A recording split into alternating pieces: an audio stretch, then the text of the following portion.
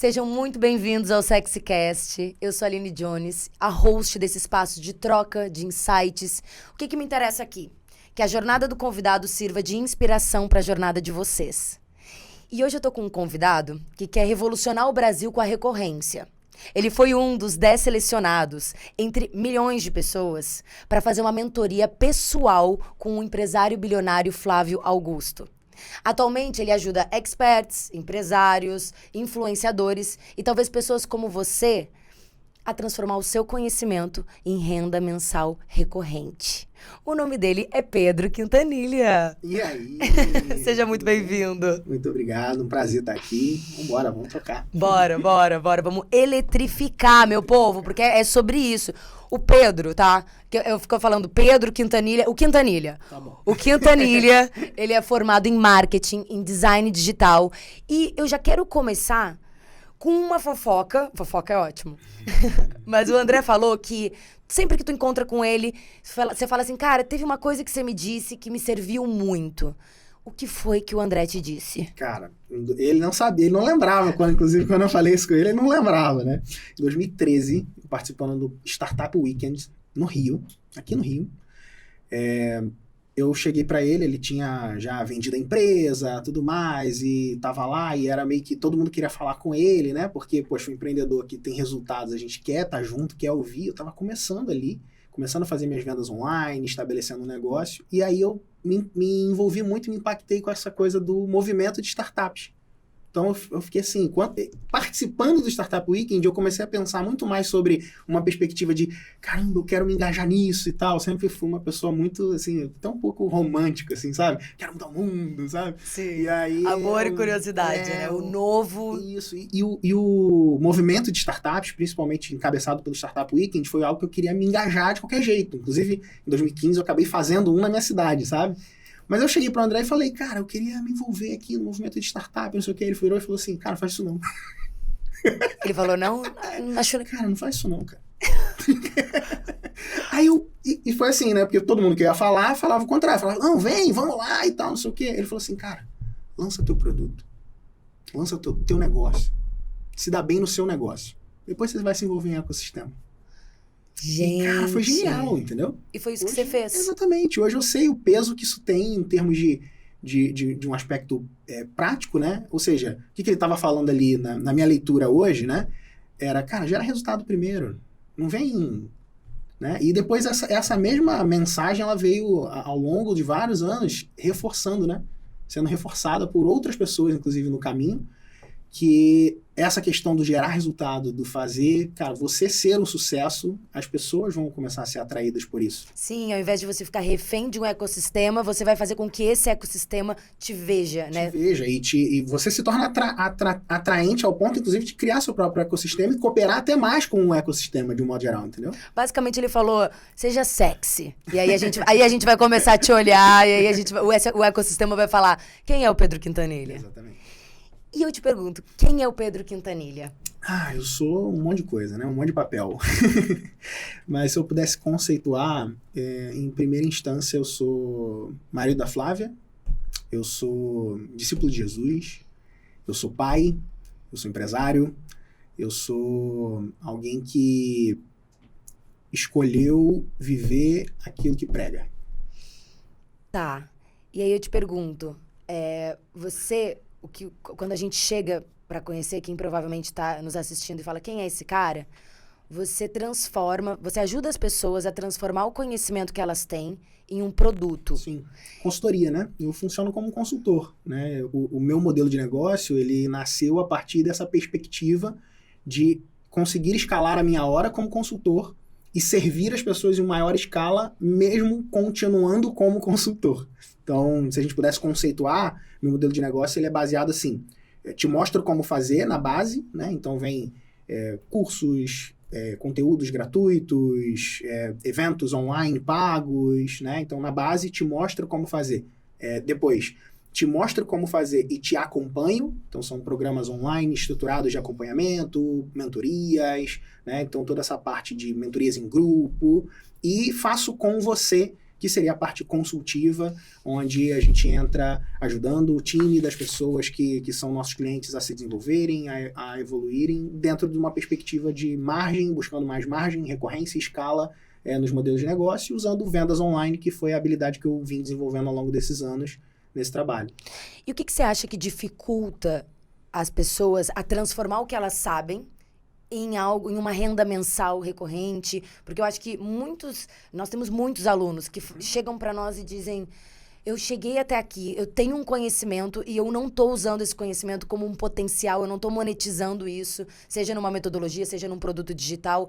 Então, o que você acha que dificulta as pessoas a entenderem que o que elas sabem tem valor? Eu acho que uma coisa muito que acontece muito é a falta de confiança nelas mesmas. Isso é um fator que eu vejo assim... É porque, assim, aquilo que a gente sabe, para nós é simples. Tem uma frase, eu acho que conceitua bem isso, que é: o teu óbvio é um milagre de alguém. Então, se eu sei de algo, para mim é simples. Você vai me perguntar: Pedro, como é que eu desenho um modelo de negócio? Assim, lá, lá, lá, lá. Não, isso é simples. Por quê? Porque eu estudei, porque eu aprendi. Pedro, como é que desenha uma campanha de marketing que vende XYZ? Um funil de vendas, como é que eu crio? Tá? Mas é só fazer isso, sabe? Essas coisas que para nós é só, né? Então, tipo, perguntar para você algo dentro da sua área de atuação, né? Não, assim que fala na frente da câmera, assim que eu me posiciono, né? Você fez teatro, não foi? Sim, tem coisas que são óbvias. Cara, isso é óbvio, pô. Como você não sabe se posicionar assim, ó, sabe? Inclusive, esse é o problema na hora de dirigir o André nos lançamentos e nos vídeos, né? Eu falo: amor, isso é óbvio, tem que olhar ele... Amor, eu não estudei desse jeito, exatamente. Você precisa... Calma. Então, e pra mim é óbvio, né? Esse ponto. Então, como o nosso conhecimento pra nós é óbvio, aí a gente acha o seguinte: mas quem que vai pagar por isso, entendeu? Sim. E aí, quando a gente rompe isso, a gente consegue ter resultados, entendeu? E como rompe isso? Então, algumas pessoas, elas vão conseguir romper, porque elas vão descobrir, por exemplo, isso que eu tô falando agora pode ser pra alguém aqui que tá vendo a gente falar: caraca, eu nunca pensei nisso, eletrifiquei aqui, agora eu vou mudar de vida e vou pra cima. Então, tomar consciência, eu acho que é um ponto importante. O outro, algumas pessoas vão precisar de gente, de alguém, né? Então, não é incomum, se a gente for olhar, né, artistas que só despontam depois que eles têm um empresário. Sim. Não é? Por quê? Que esse artista só... quer dizer que ele não sabia? Não, ele sabia, ele tinha todas as condições, ele tinha todo aquele talento ali, mas ele foi lapidado. E aí ele vai precisar de quê? Ele vai precisar de treinadores, ele vai precisar de empresário, ele vai precisar de instrução, ele vai precisar de direcionamento, né? Direção, clareza também dentro dessa perspectiva. Então você vai ver aí toda uma indústria que se forma para ajudar esses talentos a se desenvolverem e avançarem. Então, na minha visão, tem relação total com isso, assim. É doido porque o que você está falando tem muito a ver com o nosso selfie 1, que a gente fala, qual é o selfie 2? É o momento que você decide que você precisa ganhar dinheiro, que do jeito que tá, não tá... É o momento que tem uma tomada de consciência de que, cara, eu preciso ganhar dinheiro. E aí, essa decisão faz com que a gente olhe para as coisas que a gente sabe, como que a gente vai monetizar elas. Só que o primeiro ponto é: nossa, eu sei um monte de coisa, mas eu não me sinto confiante, eu tenho vergonha. E acho que a vergonha entra aí, ferimento de segurança, para falar: cara, mas eu tenho medo de colocar minha cara e dizer: agora vocês têm que me pagar porque eu sei algo que talvez vocês não saibam ou talvez possa ajudar vocês. Inclusive, quando a gente fala, por exemplo, de... mídias sociais, quando tu vai colocar essa bio no teu Instagram, geralmente o André fala: não vende o teu produto, vende a transformação que o teu produto gera. E no momento em que as pessoas têm que falar: não, mas eu vendo sutiãs, o que eu falo? Vende como essa mulher se sente depois que ela usa o teu sutiã. E aí é o momento onde a pessoa fala: mas eu tenho vergonha de chegar e dizer que essa mulher vai transar mais, ou essa mulher vai ter uma autoestima e um amor próprio por ela. Eu não sei se... Geralmente a gente não se vê como alguém capaz de transformar e ser uma autoridade num assunto, né? E esse romper, eu acho que romper essa barreira é o que a gente chama de sair do selfie 1 e ir pro selfie 2. E a importância de uma comunidade, né? De pessoas em volta de ti que vão fortalecer essa decisão e que não vão ficar falando: olha ali o Quintanilha, tá, evolução da recorrência, tá bom, Quintanilha, senta lá. Não, sabe, senta lá, Cláudia, não funciona. E eu quero, inclusive, te perguntar o que é a revolução da recorrência? Acho que muita gente em casa confunde recorrência perpétua, pagamento recorrente, sabe? Fica uma confusão. O que é essa revolução da A recorrência? Revolução da Recorrência é um programa estruturado, baseado na metodologia que eu desenvolvi, autoral. Essa metodologia ela foi fruto da minha pós. Então, na minha pós-graduação, eu fiz pós em Marketing e Design Digital na SPM. E aí, no final da pós, tinha que entregar um projeto. E esse projeto eu quis fazer orientado a essa perspectiva do empreendedorismo digital. Pegando, basicamente, estruturas de pensamento de startup. Então, desde o início de desenvolvimento de mentalidade no aspecto de desenvolvimento de metas, estabelecimento de metas claras, né? Então, começar com o final em mente, partir a partir dessa perspectiva do que você quer, o que você quer construir dentro de um negócio digital, e aí, em cima disso, trazer essas ideias para um papel, né? E aí tem uma estrutura de planejamento, seria um segundo pilar aí dentro dessa perspectiva. Depois, validação, ou seja, testar essas ideias no mercado, porque o papel aceita tudo. Então, a gente tem que levar isso para o mercado, ver qual que é o nível de aderência que esse mercado vai ter àquilo que a gente tem a oferecer. E depois, estabelecer, de fato, um processo de vendas. Aí depois vem clientes eternos, né? Que aí tem um duplo sentido aí dentro dessa uma brincadeira. E as estratégias de crescimento acelerado vêm na sequência para que você realmente possa sair desse campo de simplesmente ter um produto para começar a pensar um modelo de negócio.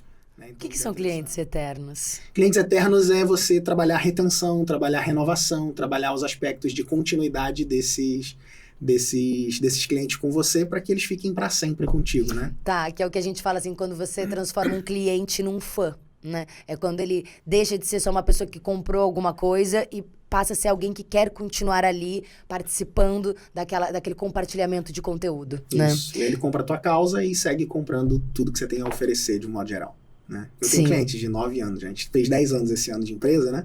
Rompemos lá as estatísticas do Sebrae. e a gente tem clientes de 9 anos, 10 anos praticamente, né? Que foi o meu primeiro cliente, continua como cliente nosso até hoje. Sim, isso inclusive foi uma coisa que antes de vir pra cá, eu tava conversando com o André, e aí eu falei, como é a tua relação com a recorrência, né?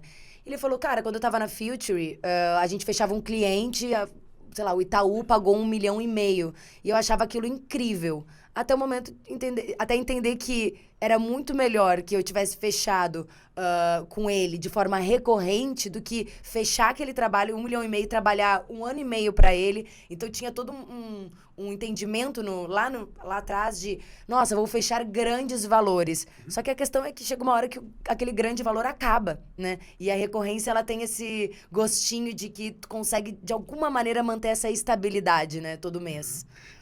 Eu acho legal fechar grandes valores todo mês. Aí a gente começa a unir o melhor dos dois mundos, né? Por que não 1,5 milhão por mês? Você começou falando que você ajuda as pessoas e a primeira coisa que você faz é perguntar onde que elas querem chegar com aquilo. Aonde o Quintanilha quer chegar? Cara... Além do 1,5 milhão mensal. Então, a gente vai entrar num lugar um pouco filosófico aqui. Vamos, tô preparada. Tô mais preparada pra falar disso do que de números, pra ser sincera. Assim, é muito doido, né? Porque o sonho da minha vida não depende de mim. Eu tenho construído um negócio que eu creio que ele depende de mim, depende da minha decisão, né? Eu acredito que decidir vale mais do que acreditar. Então, toda a construção do mentalidade empreendedora, tudo aquilo que a gente vem fazendo, né? E mentalidade empreendedora é essa mentalidade que eu carrego e é o nome da nossa empresa também, né? Então, ela vem baseado numa decisão de construir um negócio que ajude as pessoas, que se desenvolva e tal, e que tem essa perspectiva e nosso, né, propósito transformador massivo é levar essa mentalidade para 20% da população do mundo através da mensagem dos nossos clientes. Então, a gente se vê como um amplificador. Que, inclusive, eu adorei o que você fala de acreditamos que gerar emprego é melhor que ter emprego. Isso tem muito a ver com a tua história, né? Sim, total. E essa perspectiva de levar essa mensagem, isso tem a ver com esse anseio de alguma forma, fazer a diferença com uma mentalidade que foi tão impactante para mim e que acabou, de fato, mudando a vida da minha família e das pessoas ao meu redor, sabe? Então, esse é um ponto, né? E quando eu falo que, só fechar o parênteses aqui, né? Quando eu falo que o sonho da minha vida não depende de mim, porque o sonho da minha vida é ser avô. Mentira. Não, eu não tô acreditando que você tá falando isso. Ontem, eu tava conversando com o André e ele falou isso. Ele falou, cara, eu acho que ser avô pode ser uma meta na vida. Eu falei, ser avô não pode ser uma meta na vida. E agora tu para na minha frente falando que você quer ser avô. Esse é o sonho da minha vida. Cara. Não, eu não acredito nisso. Como assim?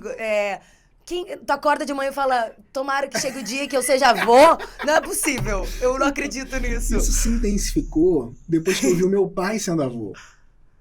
Tá. Isso se intensificou e se solidificou depois que eu vi isso acontecer. Porque ele é uma pessoa muito feliz sendo. Muito realizado, assim, é um negócio absurdo, entendeu?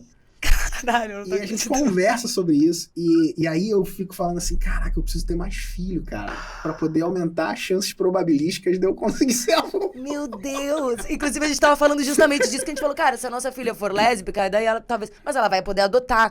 Aí ele falou, tá, não, beleza. Mas ela também pode ser hétero e não querer ter filhos. Exatamente. E aí ele falou, mas daí então a gente faz mais um. Eu falei, pra ti é tão importante assim a proliferação do gene da família? E nossa, eu tô chocada, sério. Porque eu não sabia doido, que né? existiam pessoas como vocês. Tentar ser avô. Eu vou começar a olhar para a perspectiva de que ser avó pode ser uma meta da vida. Tá vendo? E você fala isso, e até pensando também nessa frase, né? Acreditamos que gerar emprego é melhor que ter emprego. E aí, lembrando que a tua mãe, lá atrás, chegou pra ti e disse, não quero filho meu coçando atrás de balcão. Roçando umbigo atrás de balcão Roçando umbigo atrás de balcão de loja. Você vem de uma família que era empreendedora no comércio e ficou um pouco traumatizada nesse lugar, falando, cara, não quero meu filho nesse lugar. Porque a vida no comércio varejista, né, que era a realidade que meus pais viviam, dentro daquilo que eles escolheram também como negócio, né, era inconstante, né? Eles viviam muitos altos e baixos, assim, eles viviam instabilidade. Esses desafios, então, e tinha algumas questões, tipo, Natal, a gente não tinha Natal, porque o Natal é a época que a loja mais vende, sabe? Então, eles sempre muito no operacional ali, dependia deles, né? Eu ficava muito sozinho, né? Então, isso era uma questão, né? Eu sou filho único, né? E aí, isso, né? Obviamente, depois a gente vai resolvendo isso ao longo da vida, né? Os pais sempre fazem o melhor que eles têm com aquilo que eles, né, podem, né? Aquilo que eles receberam, né? Então, de certa forma, isso eram questões que me incomodavam, entendeu? E era reforçado por essa perspectiva, né? De que eles não queriam que você seguisse esse caminho. Até que o meu primeiro projeto de consultoria foi para a loja da minha mãe, onde eu dei um diagnóstico de que ela ia quebrar. Mentira! Ela ficou brabíssima. Esse pirralho, esse fedelho. Sabe alguma coisa de empreendedorismo agora? Cara, eu fiz lá na época da empresa júnior na faculdade, né? E aí eu fiz lá um diagnóstico, sua loja vai quebrar e tal, não sei o que. Ela, você tem que amar a loja, ela te deu tudo que você... É a hora que não adianta. É a hora que não adianta. A nossa história familiar, ela conta muito sobre onde nós estamos agora, né? Sim. E aí, querendo ou não, quando a gente... Inclusive essa coisa de ser avô, né, que você tava falando. Eu tive uma avó próxima, mas eu não tive essa referência familiar, assim. Então, é algo longe. E por ser longe, não define os meus sonhos. E passa longe do entendimento de que talvez isso seja uma grande realização. Sim. Querendo ou não, aquilo que a gente coloca como meta, como objetivo, como sonho, tá muito conectado ao que a gente chama aqui, que é o nosso self-1 também, que é as coisas que nos passaram, às vezes os traumas que a gente viveu, as crenças, né, do sistema familiar. Então, nesse momento, eu começo a perceber que eu não me dar conta de que ser avô pode ser um sonho de vida conta muito sobre a minha história familiar. E você ter seguido esse caminho de empreendedorismo, mas ao mesmo tempo quase que falando assim, mãe, negando e falando, realmente não vai dar certo do jeito que você tá fazendo, é também um motor, né? Bem, porque eu descobri muito do que eu não queria, né? Apesar de forma... Porque no início da jornada, não sei... Quem nasce com clareza total, acho que não existe isso. Não. Tipo, a pessoa vai descobrindo, né? Mas eu fui aprendendo assim, cara, o que eu não quero, né? Cara, eu não quero estar preso nesse sistema rígido de trabalho, por exemplo, cumprindo um protocolo social de 8 horas de trabalho, entendeu? Pô, eu quero poder construir uma coisa que não dependa disso, né? Que tenha liberdade. Eu tinha um anseio, assim, de, cara, viagem, eu tinha uma coisa meu maior desejo antes de ser empresário, era ser missionário. Gente! Esse era o meu objetivo de vida, era o que eu queria fazer, entendeu? E aí, enfim, aí aconteceram situações que foram me levando para um outro caminho e que eu acabei me tornando isso a partir do meu negócio, através do meu negócio. Eu tenho consciência disso, né? O teu canal de YouTube, o teu canal do YouTube, ele começa falando de Deus, né? Como que você une essas duas coisas? Porque uma coisa é você falar de Deus e outra coisa é você falar de ganhar dinheiro. E a gente sabe que existe aí um mundo de coisas que acontece. Como que você lida com essa contradição? Durante muito tempo eu tive resistência, sabe? De abrir esses aspectos.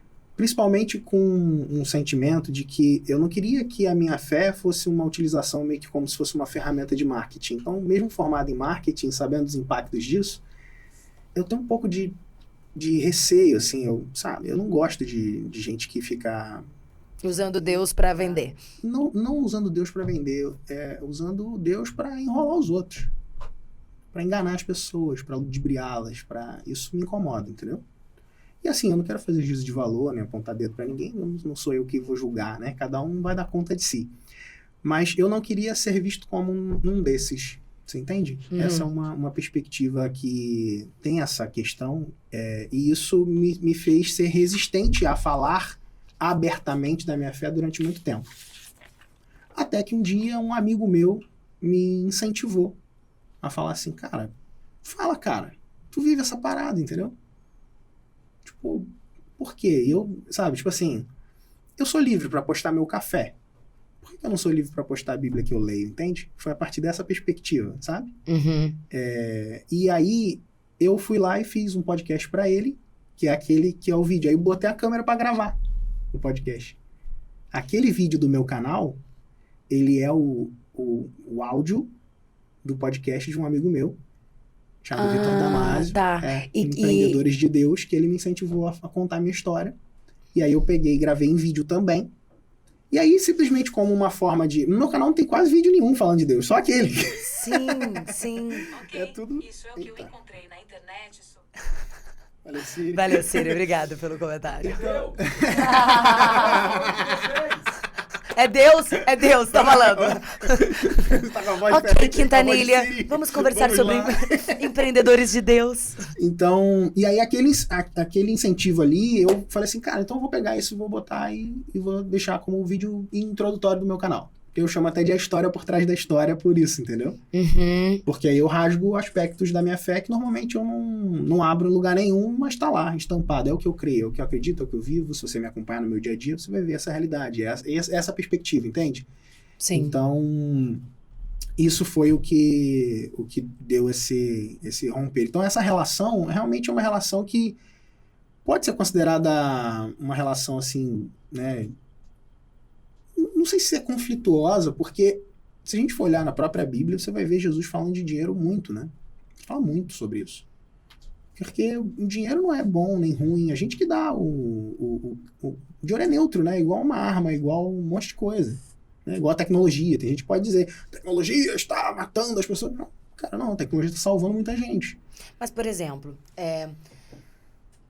dentro do Sexy Canvas, um dos pilares da teoria é que existe uma mentalidade também de que Deus vai prover. Existe um lugar, os 7 pecados capitais, um deles é a ganância, né? Um deles é, tome cuidado, ser humano, não seja ganancioso.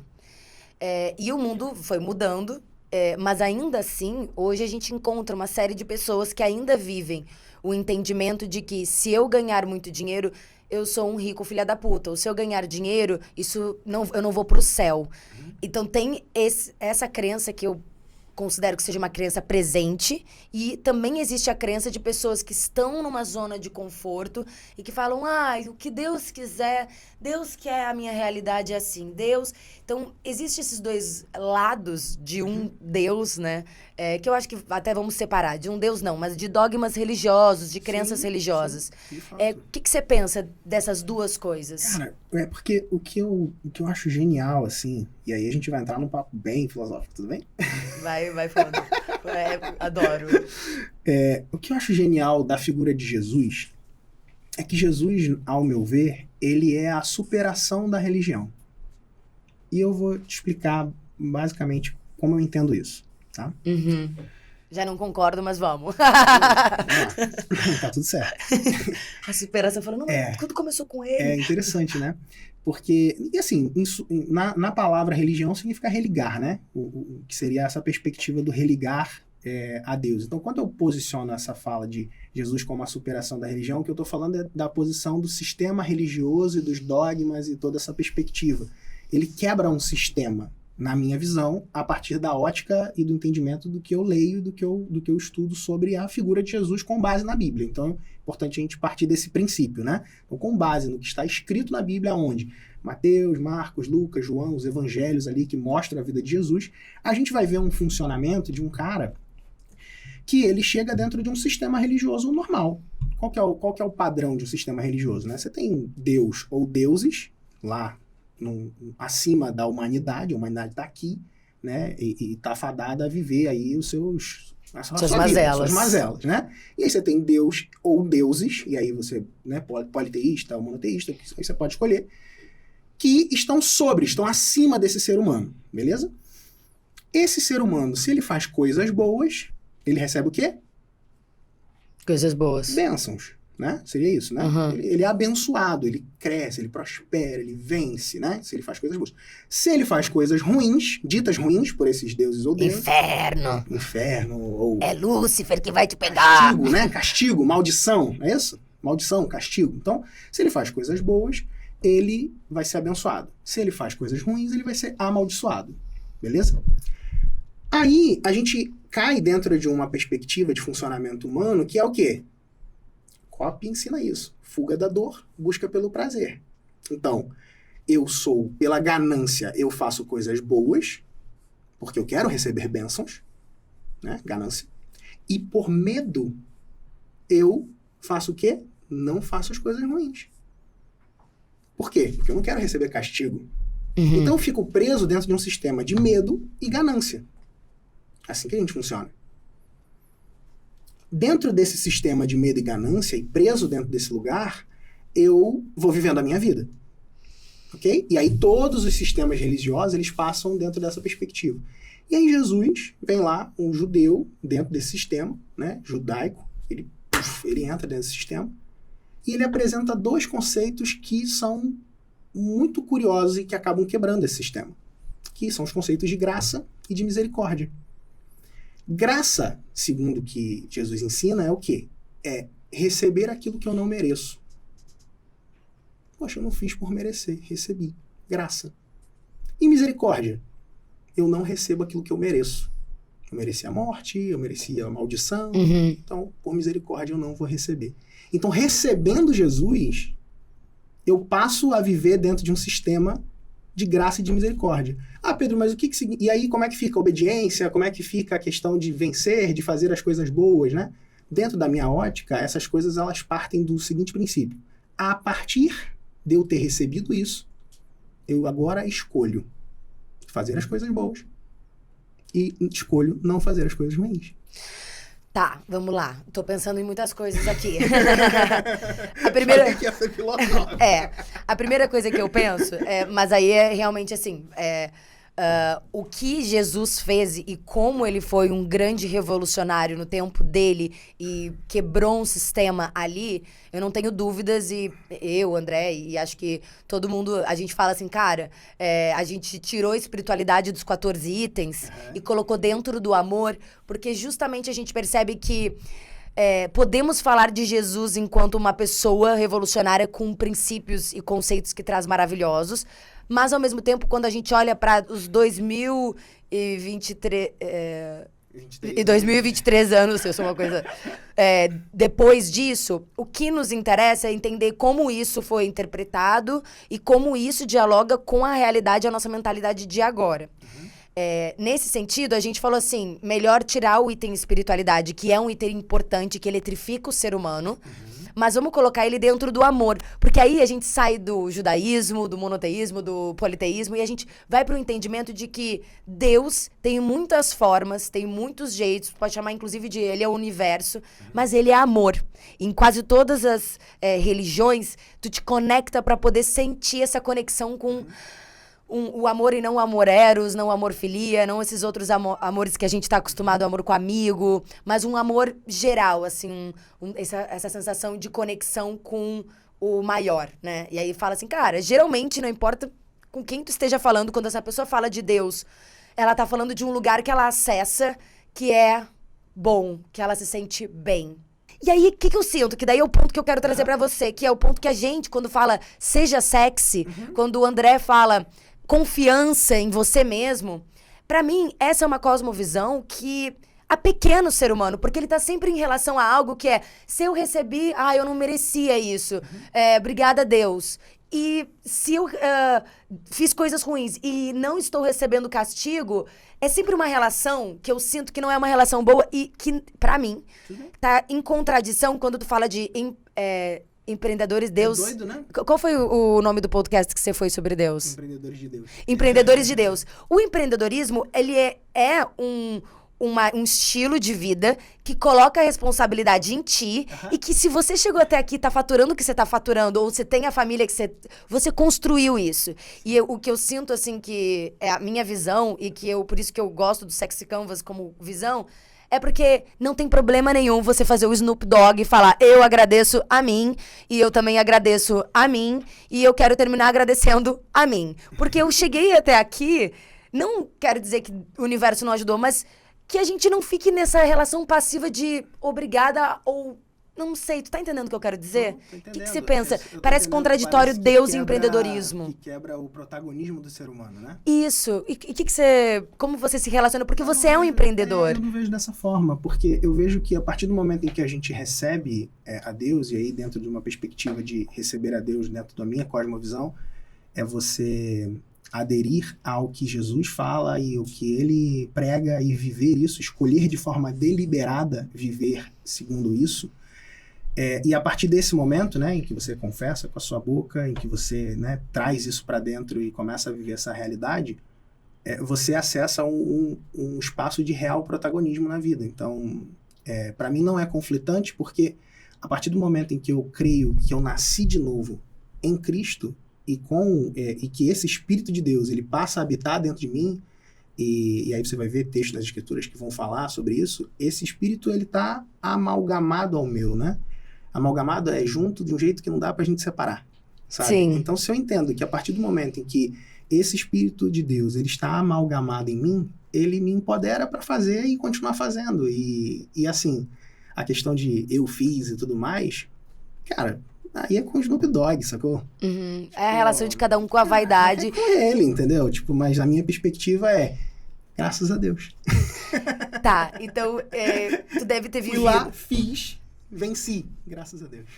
Sim, eu acho que também é um lugar de não é Você nenhum nem entende? outro. Porque talvez eu não esteja aí conectada com essa questão do amalgamado a Deus, mas eu não tenho dúvida de que tudo que eu tenho faz parte da minha conexão com o universo, que ela é inseparável, e não importa o nome que você dá, se você é evangélico, católico, você tem gente que tem uma visão onde fala assim, é um graças ao universo. Tô aqui, se eu tô viva, se eu tô respirando, alguma coisa também tá me mantendo além da biologia e tudo mais. Mas, quando você pegou o seu celular pelas primeiras vezes, porque você é um cara que transformou o teu conhecimento num produto. Sim. E aí você pegou o celular pra fazer teus primeiros stories e vender a tua metodologia autoral.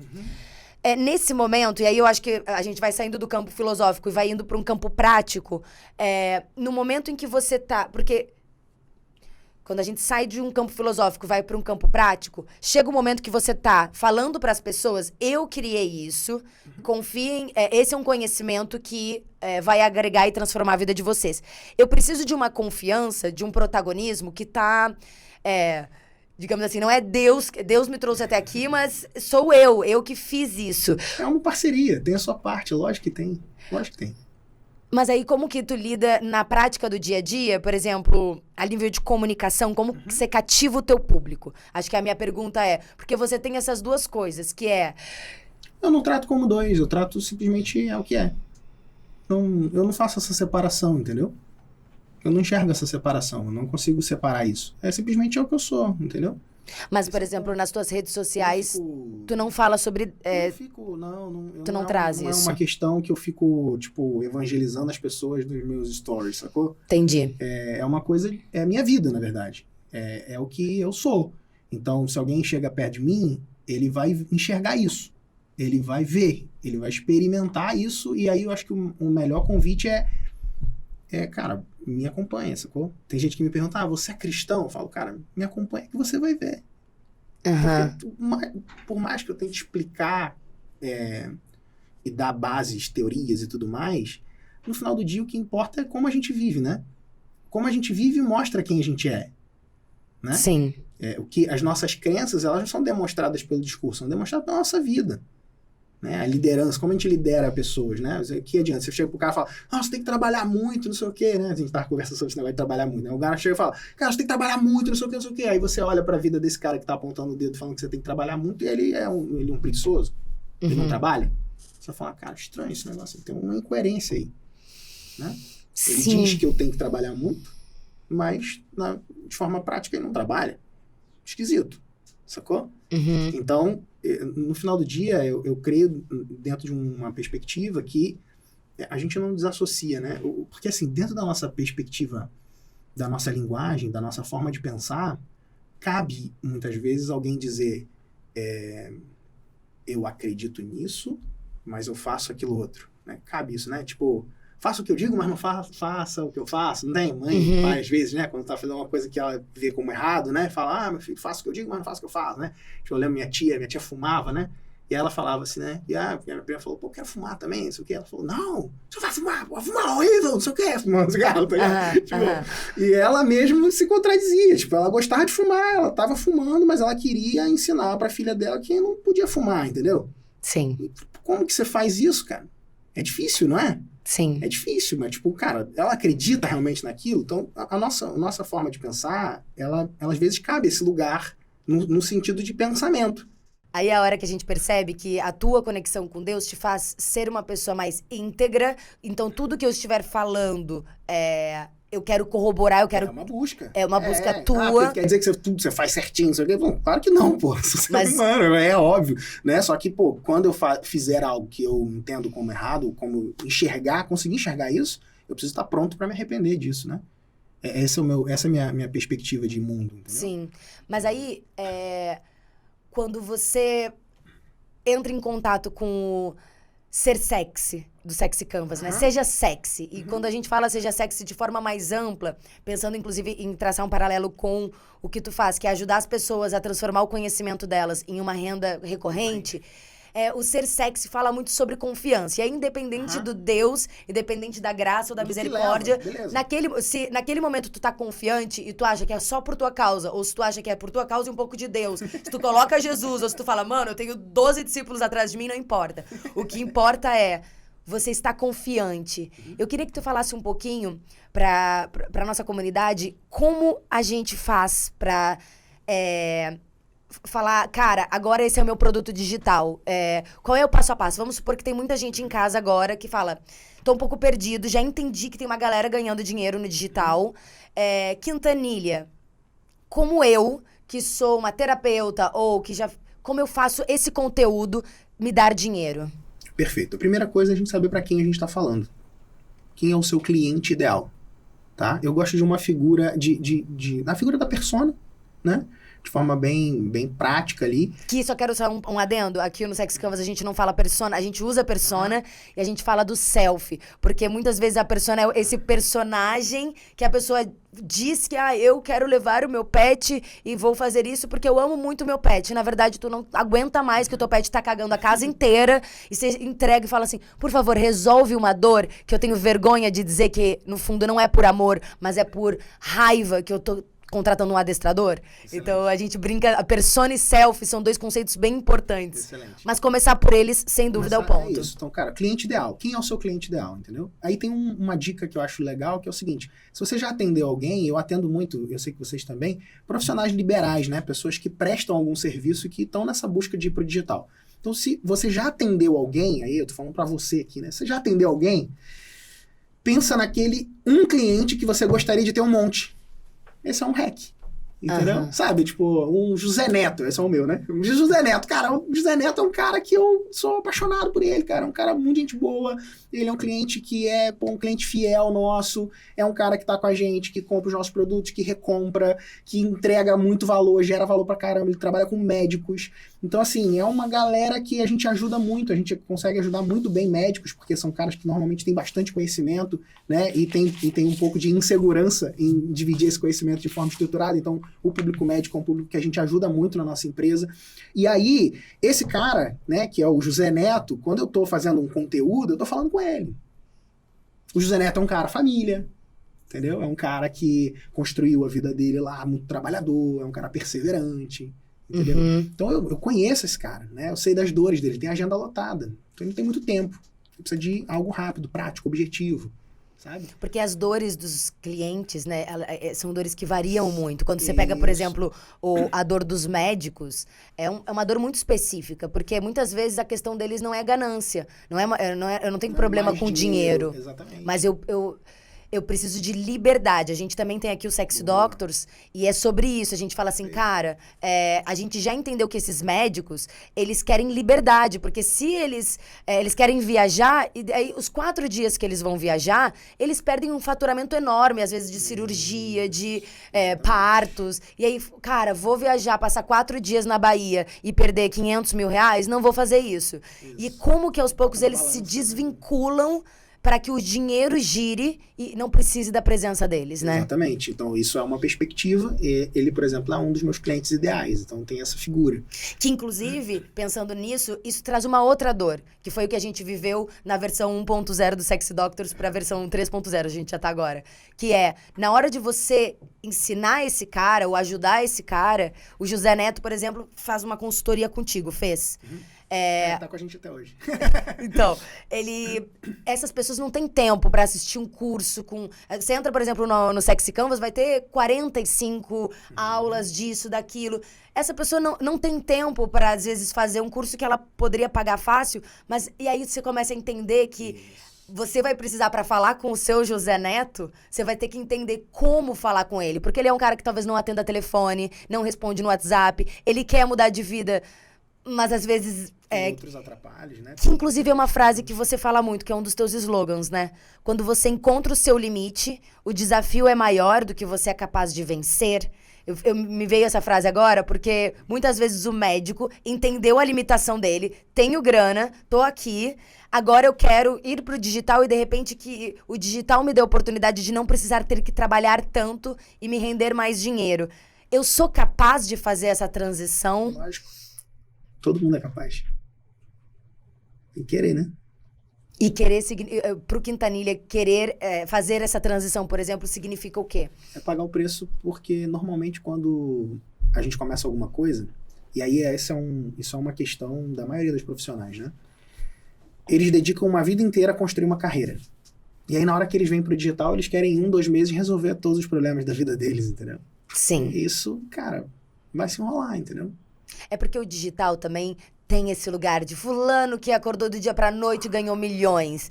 Ciclana que vendeu 1 milhão em fones de ouvido no drop. Umas coisas assim, a gente tava numa mentoria e isso aconteceu. Então tem isso, né? Ele te possibilita isso, mas não quer dizer que isso vai acontecer com você, né? Então, e aí como que a gente lida com a expectativa? Aí é alinhamento de expectativa, não tem jeito. Tem que alinhar, você tem que pensar sempre o seguinte, cara, qual que é o meu cenário provável, né? Eu gosto sempre de pensar em 3 cenários, né? Pior cenário, um cenário provável e um melhor cenário. Então, toda vez que eu vou pensar uma estratégia online, alguma coisa assim, eu busco olhar por essa perspectiva. E aí, cara, se você conseguir encaixar, né? Bom, acho uma oferta muito boa, né? Porque sempre vão ser 3 variáveis aí dentro de uma campanha, né? Você vai ter a captura, por exemplo, quantas pessoas você consegue trazer para o teu ambiente ali de venda, né? A tua zona de engajamento, vamos dizer assim, né? Depois você vai ter as pessoas que realmente apareceram ali, né? Então, se a gente estiver pensando numa aula online para vendas, que é um formato comum de você fazer vendas, né? Webinar, chamado de webinar, né? Webinário, enfim, tem vários nomes, né? Então, primeiro você tem que ter a capacidade de trazer as pessoas. Depois você tem que ter a capacidade de fazer essas pessoas aparecerem, estarem ali na sua frente. e depois você tem que ter a capacidade de vender para elas, né? Então são essas 3 variáveis. Se a gente olha para essas 3 variáveis e entende como elas funcionam, buscando otimizar cada um desses pontos, a gente vai conseguir ter mais sucesso. Então, aí entram esses aspectos de pensar os cenários. Pô, se eu trouxe, sei lá, quero ter 10 vendas, eu sempre começo de trás para frente, né? Quero ter 10 vendas. O que eu faço? Eu preciso ter pelo menos 100 presentes. Para eu ter 100 presentes, eu tenho que ter pelo menos 1000 capturados. Seria um cenário básico, assim, sabe? E falando de alinhamento de expectativas, você como Quintanilha, dentro do teu modelo de negócios, qual é as tuas expectativas, assim, inclusive a nível financeiro de, o meu cenário ruim é esse, o meu cenário otimista é esse, mas é aqui que eu quero chegar financeiramente na vida. Como que tu tá hoje? Então, eu não tenho um teto. Né? Nesse momento, a gente está olhando para a construção de um negócio de 10 milhões e a sequência disso é um negócio de 100 milhões. Em termos de números absolutos, esses são os meus marcos, entendeu? Uhum. Eu tenho um caminho já orientado para a conclusão de um negócio de 10 milhões, que é a trilha que a gente está seguindo hoje. Mas acima de, né? Então, seguindo nessa jornada. Em termos de estrutura, né? Enfim, equipe, tudo isso, a gente tá nesse jogo. Mas, assim, eu não tenho um teto, não. E se 10 milhões, vamos colocar, é o ponto... A quanto... Sono, né? Sim, 10 milhões anuais é o teu objetivo? Há quanto tempo tu colocou isso como objetivo? E de 0 a 10, em que nível você tá? Não, todo ano a gente revisita as nossas metas e marcos, né? Tá. Então, a gente tem 3 metas para esse ano, né? Dentre elas, uma delas é de 10 milhões. Entendi. Então faz o famoso OKR, então. Revisita todo ano, a gente quebra isso em 6 meses, quartas, né? E vai trabalhando mês a mês, semana a semana. Essa é a nossa orientação. E quantas pessoas trabalham para ti hoje? Assim, como são tuas equipes? São 30 pessoas, mais ou menos, né? 29, 30, 31, fica assim, né? Porque eu tenho muito comercial, eu tenho 15 consultores comerciais, metade do meu time é comercial. Minha empresa, ela se configura em basicamente 3 departamentos, sim, 3 e um anexo importante, que é, tipo, vendas diretamente, marketing, que aí é o time de marketing digital, vamos dizer assim, né? E CS com um adendo administrativo financeiro ali, que é a minha esposa que cuida, né? Eu tava tentando entender o teu sorrisinho pra falar do financeiro, ela foi com o adendo financeiro ali, eu falei, por que ele tá achando tão gracioso? Do financeiro, né? Então, a Flávia é que eu seria incapaz de pensar todo esse negócio legal que a gente faz com os alunos. Que engraçado isso, sabe que nesse processo de contratação, eu sinto que as mulheres, elas se dão muito melhor, né, nessa parte de ver o negócio acontecendo, cuidado. Atenção aos detalhes, pô, aqueles mimos, né? A galera recebe os nossos kits, né? A gente tem lá várias cartinhas, não sei o quê. Por falar em kit, né, pessoal, temos aí um kit pro nosso convidado especialíssimo. Aí, ó. Falei a senha, sem querer. Foi a senha. Foi a senha. Querido, aqui a gente aproveita tudo, entendeu? Ele falou a palavra kit, eu falo, a gente cuida, eu cuido, eu faço questão de cuidar e eu tenho, inclusive... Obrigada, viu? Obrigada por ter vindo no SexyCast. Pode abrir ao vivo? Pode abrir ao vivo. Não tem pegadinha nenhuma. A única coisa que vai eletrificar é inveja, né, gente? Um negócio aqui pra me dar choque. Vai ter o André gritando. Olha isso, cara. Que legal. Sex Canvas Academy. Hackeando o jogo da sociedade. Inclusive, a gente considera um hacker, né? Porque... você é um cara que tá todo tempo pensando em como otimizar a vida de quem trabalha contigo, né? Você usa boné? Eu uso. Então a gente ficou na dúvida, eu falei, bota, vamos cuidar. Eu quero que tu dê um recado pros nossos alunos. Eu quero que tu conhece o Sexy Canvas, agora o Sexy Canvas, os nossos alunos te conhecem. O que o Pedro Quintanilha tem pra dizer pro Sexy Canvas? Sexy Canvas, entenda uma coisa. Síndrome do impostor só dá em quem não é impostor. A saudade vai ser aqui. Porque o impostor, cara, ele não tá nem aí pra síndrome do impostor, entendeu, cara? Ele vai lá, ele faz e dane-se, né? E você aí que tá cheio de coisa boa, tem uma mensagem maneira pra dividir com as pessoas daquilo que você acredita, o que você vive, sua profissão, e você fica aí se restringindo de dividir o que você acredita. Então, cara, não roube do mundo a sua mensagem. O mundo precisa daquilo que você carrega, vai pra cima e tamo junto. O que é óbvio pra você pode ser o milagre de alguém. É isso. Foi o que eu aprendi hoje. É isso. Obrigada, meu querido.